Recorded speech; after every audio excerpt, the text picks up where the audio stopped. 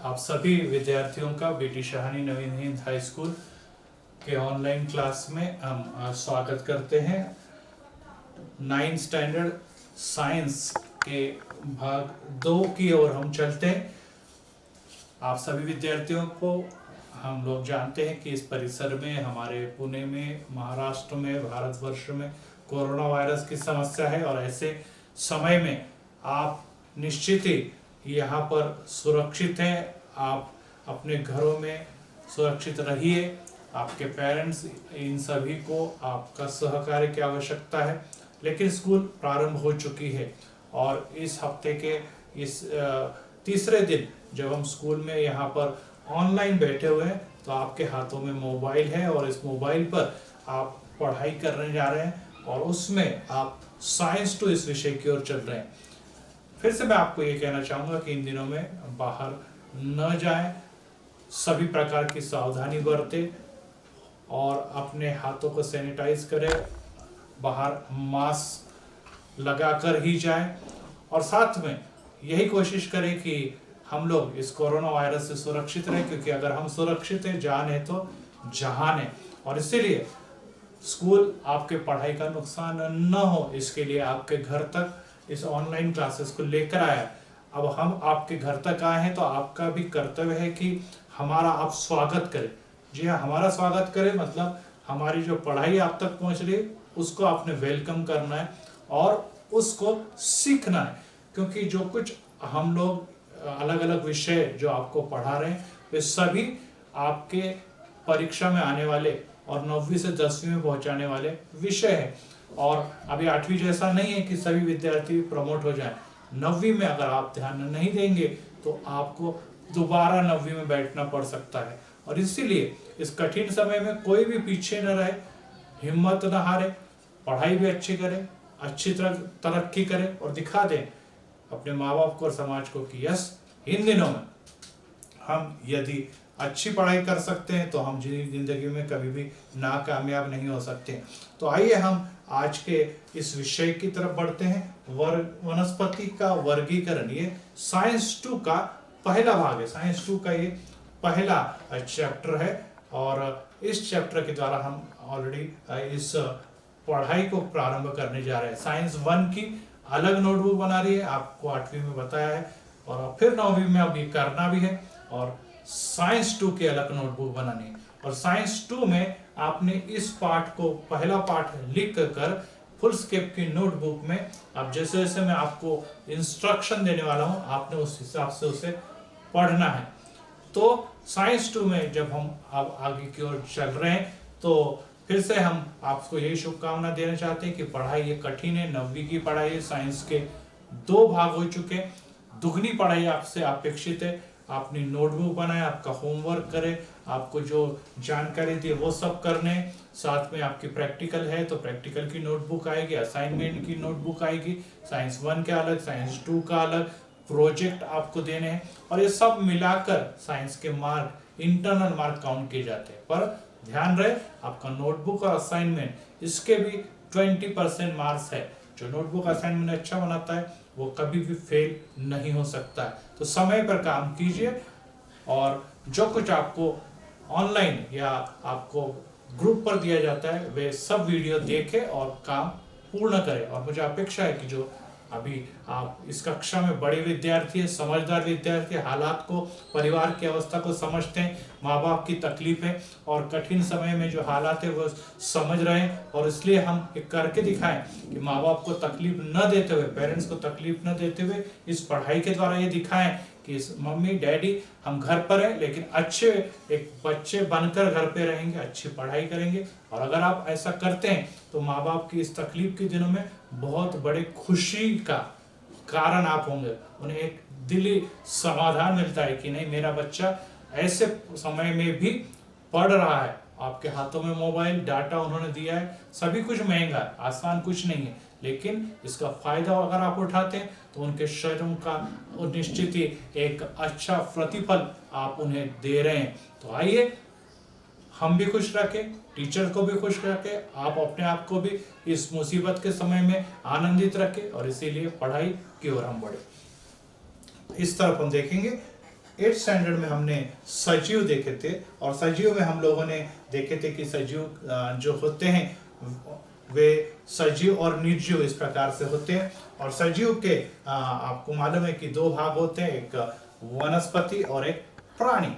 वनस्पति और प्राणी, और वनस्पति और प्राणी में भी दो प्रकार हमें दिखाई देते हैं, और वो है आदि केंद्र की और दृश्य केंद्र की। आदि केंद्र की में बहुत ही छोटे होने के कारण उसका उदाहरण है मोनेरा, ये हमने 8वीं में पढ़ा हुआ है।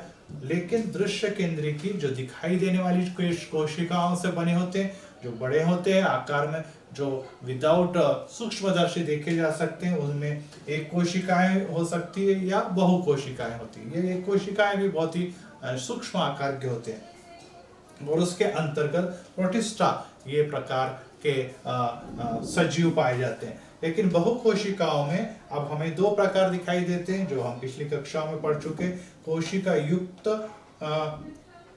और कोशिका भित्ति विहीन। तो एक कोशिका भित्ति युक्त, जिसमें कोशिका भित्ति पाई जाती है, वैसे सभी सजीव, और जिसमें कोशिका भित्ति नहीं पाई जाती है, वैसे प्राणी। अब कोशिका भित्ति युक्त में दो प्रकार होते हैं, जो स्वयंपोषी, जो अपना भोजन खुद बना सकते हैं, और दूसरा है परपोषी, जो अपना भोजन खुद नहीं बना सकते हैं। अपना भोजन खुद बनाने वाली वनस्पति वर्ग है, और परपोषी में कवक वर्गीय सजीव पाए जाते हैं। जबकि कोशिका भित्ति जिसमें नहीं पाई जाती, उसमें प्राणी वर्ग आता है, और जिसमें हम भी शामिल है। तो इस प्रकार से सजीवों की ये एक आपने वर्गीकरण की तालिका देखिए, और इसे आपने अपने नोटबुक में बनाना है। तो इसको आप यहाँ पर जो देख रहे हैं, उसको आप जब मोबाइल चलाएंगे तो यहाँ पर आकर पॉज करें, और इस आकृति को सर्वप्रथम अपनी नोटबुक में बनाएं। पाठ का नाम है वनस्पति का वर्गीकरण, और इसमें ये आपकी सभी जानकारी इसमें आने वाली है। तो इस पाठ को हम साइंस 1-2 का पहला पाठ मानते हैं, इसलिए मैं इसको नंबर 1 देता हूँ। वैसे टेक्स्ट बुक में इसका पहला क्रमांक नहीं है, लेकिन ये साइंस 2 में ये पहला होने के कारण हम लोग इसे पाठ नंबर 1 कहेंगे। अब यहाँ पर हम कुछ बातें जानना चाहेंगे जो पिछली क्लास में भी हमने देखी, कि पंच जगत वर्गीकरण पद्धति के द्वारा वनस्पति के वर्गीकरण का सर्वप्रथम अभ्यास या स्टडी शुरू हुआ, और उसको रॉबर्ट विटाकर इस वैज्ञानिक ने सर्वप्रथम जाहिर किया, जो हम पिछली कक्षा में पढ़ चुके हैं। और उसमें उन्होंने इस वर्गीकरण की अलग अलग पद्धति के बारे में बताया कि इसको किस प्रकार से वर्गीकृत किया जाता है। और इस वर्गीकरण का आधार जो था कि कुछ प्राणी वनस्पतियों में समानता भी पाई जाती है, उसको अलग करेंगे, जिसमें असमानताएं पाई जाती है उसको हम अलग करेंगे। और इसका जो आधार ये था कि इसमें कुछ वनस्पति में अंग होते हैं और कुछ में अंग नहीं होते। अंग वालों को सेपरेट कीजिए, अंग विहीन को सेपरेट कीजिए। दूसरा, कुछ वनस्पति में पानी, भोजन, इसके संवहन की प्रणाली पाई जाती है, उसे हमने अलग पद्धति अलग भागों में रखा। तो जिसमें नहीं पाया जाता है उसको भी अलग कर दिया। कुछ वनस्पति में बीज वहन करने की है, जिसमें बीज बनाने की क्षमता रहती है, उसको हमने एक भाग में डाला। तो अन्य भाग में जो बीज नहीं पाए जाते हैं उनको अलग कर दिया।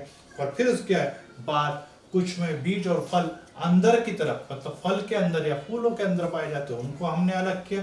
जबकि दूसरी तरफ हमने बीज या फल के अंदर पाए जाने वाले वनस्पतियों को अलग किया। इस प्रकार से इन सभी बातों को वर्गीकरण का आधार माना गया, और रॉबर्ट विटाकर नाम के प्रसिद्ध वैज्ञानिक ने इसकी खोज की। इसलिए परीक्षा में ये पूछा जाता है, आपने ध्यान में रखना है कि रॉबर्ट विटाकर ये महत्वपूर्ण है। फिर वनस्पति का जो वर्गीकरण है उसको एचेट नाम के वैज्ञानिक ने इसे वर्गीकृत किया है। ये जो वर्गीकरण अब हम पढ़ने जा रहे हैं वो एचेट की देन है, और इसीलिए एचेट का भी नाम हमने ध्यान में रखना है। इस वैज्ञानिक ने महत्वपूर्ण योगदान इस क्लासिफिकेशन में या वर्गीकरण में दिया हुआ है। तो इसलिए इन सब बातों को जानने के बाद आइए हम अपने आज के वीडियो की तरफ चलते हैं, जिस पर से हम इसका आकर्षक स्वरूप देखेंगे कि किस प्रकार से इनको वर्गीकृत किया गया है। तो यहाँ पर जो आप देख रहे हैं कि पादप जगत का मतलब है कि प्लांट, इसी वनस्पति को ही पादप कहा गया, प्लांट किंगडम या वनस्पति जगत। और इसको विज्ञान के अंदर बॉटनी इस विभाग में लिया जाता है। और बॉटनी को थियोफ्रेस्टस नाम के वैज्ञानिक ने इसे कहेंगे हमने खोजा है, और इनका महत्वपूर्ण योगदान है। अब इसके अंदर आपको एक्लर, जो यहाँ पे एचलर लिखा है, एचट जो लिखा है वो हम लोग लिखेंगे, ये इंग्लिश शब्द है तो हम लोग एचट ये शब्द का इस्तेमाल करेंगे। फिर है यहाँ पर दो भाग है, एक है पुष्पोद्भिद और पुष्पोद्भिद। इसका मतलब है कि एक में फूल पाए जाते हैं और एक में फूल नहीं पाए जाते हैं, इसलिए उसको हम कहेंगे सपुष्प जिसमें फूल पाए जाते हैं, अपुष्प जिसमें फूल नहीं पाए जाते। वनस्पति के दो प्रकार है। आपको आप जो जानते हैं कि कुछ वनस्पति शोक की होती है जिसमें फूल या फल नहीं लगते, लेकिन कुछ वनस्पति ऐसी है जो फल और फूल देने वाली होती है। तो इसलिए जो फूल और फल देने वाली है उसको सपुष्प कहेंगे, जिसको हम यहाँ पे लिखेंगे पुष्पोद्भिद। और दूसरा भी नाम है उसका अपुष्प वाली, जिसको अबीजपत्र वनस्पति भी कहते हैं, उसको हम अपुष्पोद्भिद कहेंगे।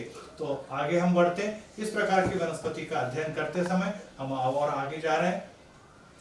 तो यहाँ पर जो अपुष्पोद्भिद है, जिसको अबीजपत्री वनस्पति या अपुष्प वनस्पति हम कह रहे हैं, उसके तीन भाग है, Thallophyta, bryophyta, pteridophyta. Thallophyta, bryophyta, pteridophyta. अब इसमें थैलेडोफाइटा जो है पहला प्रकार है, यह सबसे बड़ा अपुष्पोद्भिद में, या हम कहेंगे अबीजपत्री का सबसे बड़ा जो विभाग है वो है थैलेडोफाइटा। इसके अंदर सूखा है, सूखा है मतलब ऐसे सूखे हुए से दिखते हैं, जिसके सब अवयव नहीं पाए जाते, अर्थात इसमें जड़ भी नहीं है, इसमें तना भी नहीं है, इसमें पत्ती भी नहीं, ऐसा विभाजन नहीं किया जा सकता। तो सभी कुछ एक ही जगह पाया जाता। अभी पीछे हमने देखा कि एक मशरूम कुकुरमुत्ते का उदाहरण यहाँ पर दिया गया था, उसको दिखाया गया है, जिसमें जड़, तना, पत्तियां, ऐसा अलग अलग कोई बात नहीं, एक में ही सब कुछ है ऐसा माना जाता है। तो ये थैलेडोफाइटा का एक उदाहरण है। आगे हम चलते हुए इसमें हम लोग देखेंगे कि ये जल में पाए जाते हैं, ये पानी के अंदर इसका विकास होता है, जहां पर पानी है, जहाँ नमी है, वहां पर इनका विकास होता है। अब दूसरा प्रकार है ब्रायोफाइटा, सेकेंड प्रकार है ब्रायोफाइटा। ये जैसे थैलेडोफाइटा सिर्फ पानी में या जल में पाया जाता है, अब ये जल में भी कुछ पाए जाते हैं, कुछ थल में भी पाए जाते हैं, अर्थात भूमि पर भी पाए जाते हैं और नम स्थानों पर भी पाए जाते हैं, इसलिए इन्हें हम लोग उभयचर एम्फीबिया वर्ग के अंतर्गत लेते हैं। तो दोनों जल थल दोनों में पाए जाते हैं, यहाँ पर उसका उदाहरण दिखाई दे रहा है। और इस प्रकार से टेरिडोफाइटा की तरफ हम चलते हैं जब, तो जड़ भी इसमें पाई जाती है, तना भी इसमें पाया जाता है और पत्तियां भी इसमें दिखाई देती है। तो टेरिडोफाइटा ऐसा अगर वर्ग है अपुष्पोद्भिद में, जिसके अंदर सभी परिपूर्णता हमको दिखाई देती है। तो थैलेडोफाइटा, ब्रायोफाइटा और टेरिडोफाइटा, इन तीनों के बारे में हम लोग देख रहे हैं। और इसमें देखते समय हम लोग ये देखेंगे कि अपुष्पोद्भिद में क्या क्या बातें पाई जाती है। अब इसमें सभी में आप देख रहे हैं कि जो ब्रायोफाइटा है ये दोनों के बीच में आता है, ये सिर्फ जल में, ये सभी स्थानों पर है, और ये जल और थल में भी पाया जाता है। ये सिर्फ थल पे पाया जाता है, अर्थात जंगल में पाया जाता है, जल में भी पाया जाता है और पहाड़ पे भी पाया जाता है और सब जगह पाया जाता है। इसके अंदर जो संवहनी, यहाँ पे संवहनी ऊतक जो है, जिसके द्वारा जल और भोजन उन्हें दिया जाता है, वे नहीं पाया जाता है। इसके अंदर संवहनी ऊतक जो है, वेस्कुलर टिश्यू, ये पाए नहीं जाते इसमें भी। जबकि यहाँ पर जल ले जाने वाला जलवाहिनी और भोजन ले जाने वाला रसवाहिनी दोनों भी पाया जाता है, अर्थात इसको हम लोग कहते हैं जाइमेल और फ्लोएम, ये दोनों भी कोशिकाएं पाई जाती है।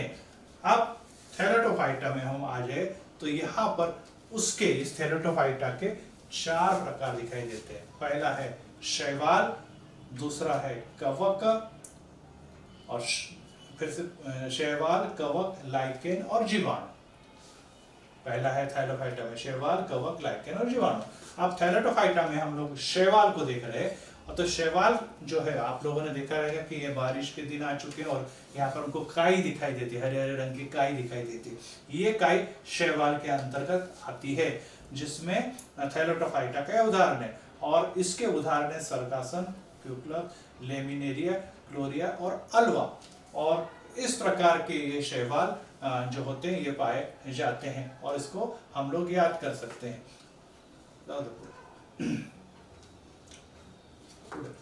और इस प्रकार से इनमें से आपने परीक्षा में कई बार थेरेटोफाइटा जब पूछा जाता है तो याद करने के लिए कि शैवाल जो है, शैवाल से सेवा, अगर हम आपके घर आते सर आते तो आप उसकी सेवा करेंगे और उन्हें कुछ देंगे जिसको हम कहेंगे वेलकम ड्रिंक देंगे। उसमें आप लेमन जूस दे सकते हैं, करेले का जूस सकते हैं, एलोवेरा का जूस दे सकते हैं।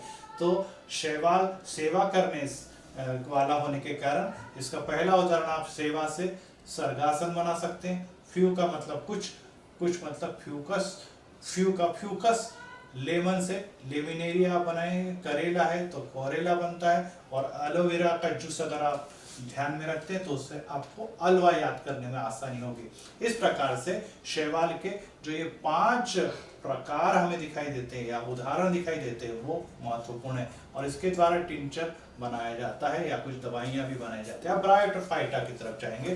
ब्रायोफाइटा जो है अबीजपत्री का ये दूसरा उदाहरण है, और उसके अंदर अपुष्प वनस्पति में हम चल रहे हैं जिससे फूल नहीं पाए जाते हैं और अन्य अवयव नहीं पाए जाते।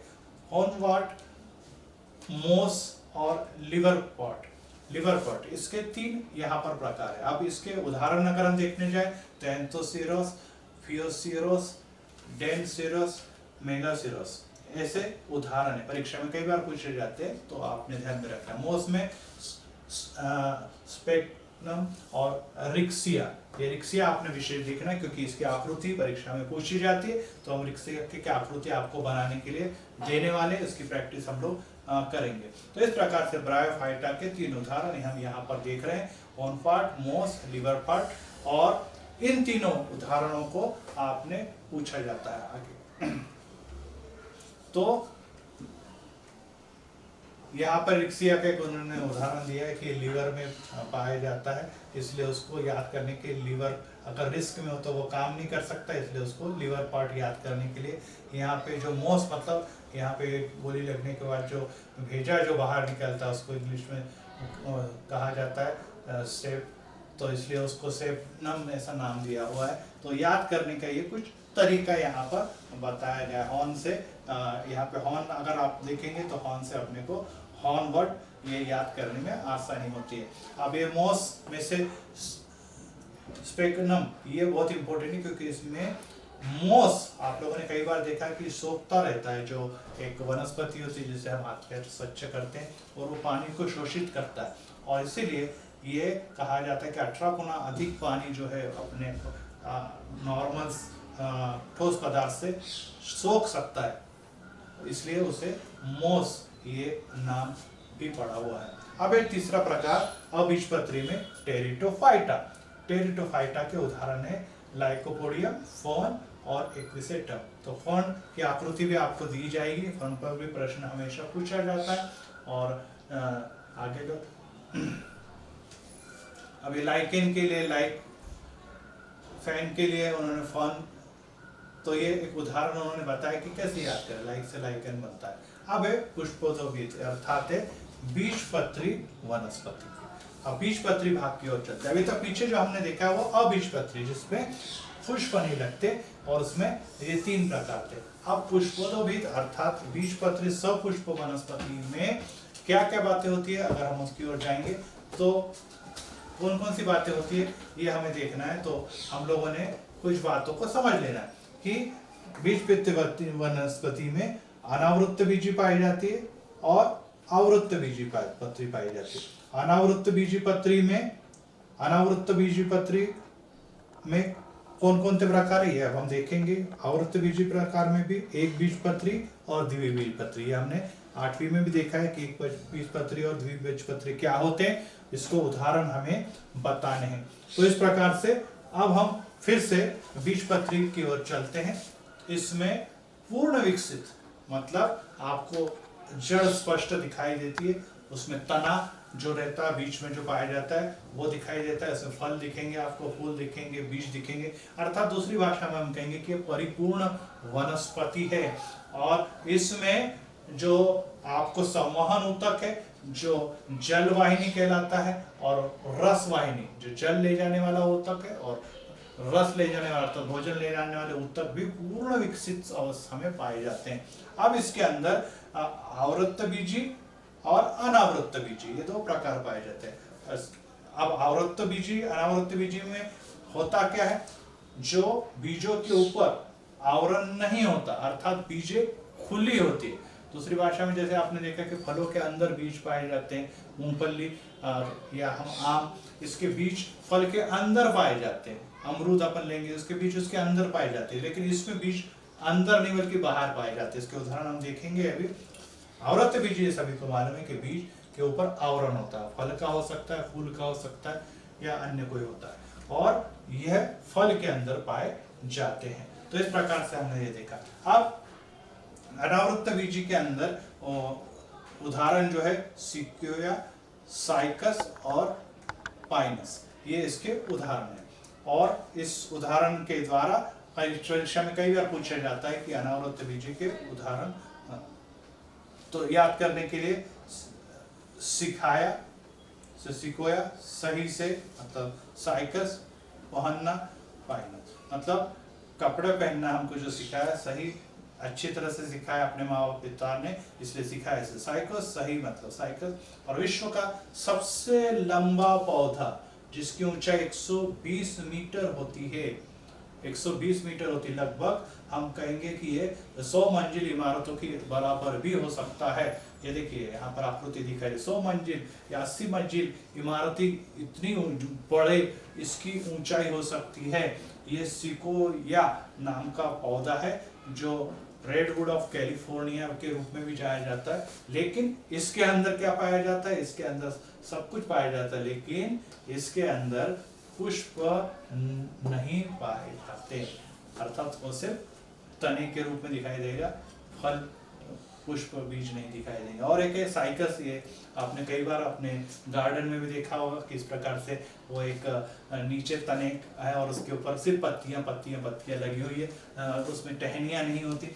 और साइकस जिसमें बीजाणु और नर युग्म सबसे बड़े होते हैं और वो दिखाई भी देते हैं अपने को आंखों से। तो इस प्रकार से ये साइकस का उदाहरण है। और उसके बाद हम लोग देखेंगे पाइनस, इसमें देखिए पीले रंग की ये जो पाइनस है, ये पीले बादल भी कहलाते हैं, मतलब इसके परागकण इतने अधिक मात्रा में पाए जाते कि बादल के जैसा आकार ले लेते, इसलिए इसे परागकण को पाइनस के रूप में जाना जाता है। तो इस प्रकार से आवृत्त बीजी और अनावृत्त बीजी में, अनावृत्त बीजी हमने देखे कि इसके ऊपर बीज के ऊपर बीज है इसमें, लेकिन आवरण नहीं, और इसीलिए हम लोग इसे अनावृत्त बीजी वनस्पति कहते हैं। और ये सपुष्प वनस्पति में आता, अर्थात इन सभी के अंदर फूल पाए जाते हैं। अब आवृत्त बीजी के ऊपर हम लोग चलते हैं, आवृत्त बीजी पर हम आ जाते हैं। आवृत्त बीजी में भी अब दो प्रकार है जो हम पिछली कक्षाओं में सीख चुके हैं, एक बीजपत्री वनस्पति और द्विबीजपत्री वनस्पति। और इसका अंतर स्पष्ट करो, ये भी आपको लिखना है, जो आपको बाद में मैं चित्र के रूप में भेजने वाला हूँ। और ये यहाँ पर अपने सिर्फ इसको समझा रहा हूँ कि इसके अंदर आवृत्त बीजी अनावृत्त बीजी ये आपको मैं बाद में देने वाला हूँ। यहाँ पर थोड़ा सा क्रम अलग है, मैं अपने किताब के क्रम से बता देना चाहता हूँ। एक बीजपत्री द्विबीजपत्री में कि इसके अंदर यहाँ पर ये दिखाई दे रहे, ये दोनों दिखाई दे रहे कि ये इसके अंदर इसमें दो बीजपत्र दिखाई देते हैं, और यहाँ पर एक बीजपत्री में सिर्फ एक बीजपत्र दिखाई देता है। फिर उसके बाद इसमें जो तना, इसमें हम लोग ये जो पत्तियां देख रहे हैं, इस पत्ती में यहाँ पर हम देखेंगे कि इसमें शिरा विन्यास जो होता है, शिराओं के अंदर बीच में लकीरें के जैसी बनी होती है। देखिए इसमें भी अगर हम फोकस करें, देखिए इसमें भी ये लकड़ी का है और इसमें शिराएं दिखाई दे रही है। वैसे यहाँ पर सीधी सीधी स्ट्रेट होने के कारण समांतर शिरा विन्यास कहलाता है, और यहाँ पर जालीदार शिरा विन्यास कहलाता है। आपने कई बार बरगद के पत्तों को अपने नोटबुक में रखा तो वो जालीदार दिखाई देते हैं। उसके बाद यहाँ पर आपको दिखाई दे रहा है कि यहाँ पर ये जो उसके जमा करने वाले जो अवयव है, जो शिराविन्यास के बाद यहाँ पर ये सब यहाँ पर रिंग के रूप में पाए जाते हैं और यहाँ पे बिखरे हुए पाए जाते हैं। जिसके और अगला है यहाँ पर जो फूल है इसकी पंखुड़ियों में 3 पंखुड़ियां पाई जाती है, यहाँ पर 5 या उस 4 या 5 पंखुड़ियां पाई जाती है फूलों के अंदर। तो एक बीजपत्री ये लंबे होते हैं इसलिए समांतर शिराविन्यास वाले, और ये चौड़े होते हैं अर्थात ये जालीदार शिराविन्यास पाया जाता है। इसको हम मोनोकॉट्स और डाइकॉट्स भी कहते हैं। अब हम आगे की तरफ अगर चले तो हमें और कुछ बातों की तरफ ध्यान देना पड़ेगा कि ये आवृत्ति बीजी के 2 प्रकार है। आवृत्ति बीजी जैसे हम पहले भी सीख चुके कि जिसके बीज जो है वो फलों के अंदर ढके हुए दिखाई देते हैं, और इस प्रकार से देखिए यहाँ पे संवहन ऊतक जो है वो अव्यवस्थित फैले हुए, संवहन ऊतक रिंग के रूप में फैले हुए। यहाँ पे 3 पंखुड़ियां पाई जाती है, यहाँ 4 या 5 पंखुड़ियां फूलों के अंदर।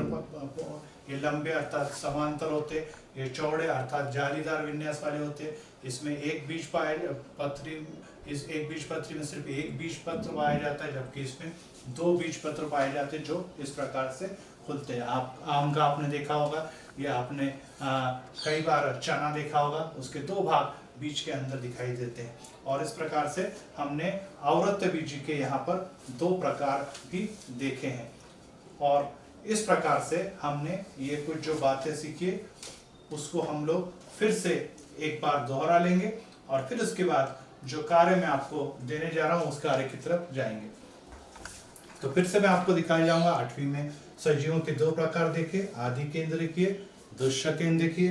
फिर उसके अंदर हमने दुष्य केंद्रिकीय में 2 प्रकार देखे, एक कोशिकीय सजीव, बहुकोशिकीय सजीव। इसमें कोशिका युक्त, बहुकोशिकीयों में कोशिका भित्ति युक्त, कोशिका युक्त जिसमें नहीं पाई जाती, कोशिका भित्ति विहीन।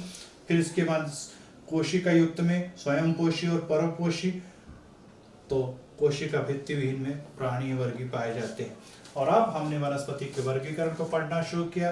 फिर से दोहरा दूं कि पंचजगत वर्गीकरण पद्धति रॉबर्ट विटाकर ने दी, साथ में वनस्पति का वर्गीकरण एचेट ने हमें दिया हुआ है। इसके अंदर 2 प्रकार पाए जाते, अबीजपत्रीय जिसमें फूल नहीं पाए जाते, जबकि बीजपत्री में फूल अर्थात सपुष्प वनस्पति भी कहते हैं। अबीजपत्री के 3 प्रकार है, थैलोफाइटा, ब्रायोफाइटा, टेरिडोफाइटा। बीजपत्री में अनावृत्त बीजी और आवृत्त बीजी। और आवृत्त बीजी के अभी हमने 2 प्रकार देखे, एक है बीजपत्री वनस्पति और द्विबीजपत्र वनस्पति। अब हम लोग यहाँ पर कुछ बातें मैं आपको बताना चाहूंगा कि हम लोगों ने ये पहले पार्ट में एक आउटलाइन सीखी या बहुत सारी बातें देखी। सिर्फ इतना सुन लेने से काम नहीं चलेगा, हमें अभी 2 काम करने। सबसे पहला काम आपका ये है कि जो कुछ हमने सुना और जो जो बातें मैं आपको यहाँ पर दिखा रहा हूँ, ये वाला चार्ट हो या इन सबको आपने अपनी नोटबुक पे एक के नीचे एक लिख लेना है। लिखने के बाद मैं आपको कुछ डायग्राम के चित्र भेजने वाला हूँ, वो डायग्राम आपने अपनी कॉपी में पेंसिल से बनाने। डायग्राम में लेबल नाम भी पेंसिल से लिखने, आकृति भी पेंसिल से बनानी है, बहुत बड़ी भी नहीं, लेकिन एक पेज में बहुत से बहुत 2 आकृति बनेगी, और उस आकृति के नामांकन लेबलिंग भी पेंसिल से ही करने हैं। साथ में आपको कुछ अंतर स्पष्ट करो और कुछ प्रश्न भी पूछे जाएंगे जिसके उत्तर भी आपने इस वीडियो में से सुनकर लिख लेने हैं। और साथ में फिर आपको मैं अगले लेसन में प्रश्न उत्तर भी देने वाला हूं, और उस समय फिर से हम इन कुछ बातों को दोहरा लेंगे। तो यहाँ पर हम रुकते हैं, और यहाँ पर फिर से आप लोगों को मैं शुभकामनाएं देता हूँ कि आज की विज्ञान 1 की पढ़ाई के बाद 2 की पढ़ाई भी आज से शुरू हो गई। इसलिए आप अच्छी नोटबुक बनाएं, अच्छी तरह से पढ़ाई करें, अच्छी तरह से लिखते जाएं, याद भी करते जाए, आकृति भी बनाते जाए, और ये खूबसूरत जो कुछ आपको यहाँ पे वीडियोस के रूप में कहिए, चित्र के रूप में कहिए, जो कुछ दिखाया जा रहा है उसको दिमाग में रखिए। आप निश्चित ही अच्छे पढ़ने वाले, अच्छे यशस्वी विद्यार्थी बनेंगे। और मैंने जैसे शुरू में बताया कि ये कोरोना वायरस कब तक चलेगा, कब स्कूल खुलेगी हमें मालूम नहीं, लेकिन पढ़ाई हमारी रुकनी नहीं चाहिए, पढ़ाई करने का काम हमारा है। पालकों से मेरी गुजारिश है कि अपने बच्चों की पढ़ाई हो रही है या नहीं हो रही ये भी देखें। ऐसा ना हो कि सिर्फ उन्हें मोबाइल दे दिया और वो सही में उसमें उसका उपयोग कर रहे हैं कि नहीं कर रहे, ये भी आप देखें। और अगर वो ऐसा करेंगे तो मुझे उम्मीद है कि वे बच्चे अच्छे पढ़ने वाले बच्चे बनेंगे। और साथ में आपकी जो मेहनत है, आपकी इन दिनों में जो हिम्मत है, इन दिनों में जो आप हौसला दिखा रहे हैं, उसमें इन बच्चों के सफलता के द्वारा एक मजबूती आ जाएगी। और यही हमारा उद्देश्य है कि ऑनलाइन बीटी शाह ने आपको ये सब बातें बड़े परिश्रम पूर्वक शिक्षकों के तैयारी के साथ आप तक पहुंचा रहा है। अवश्य लाभ दे। धन्यवाद। God bless you.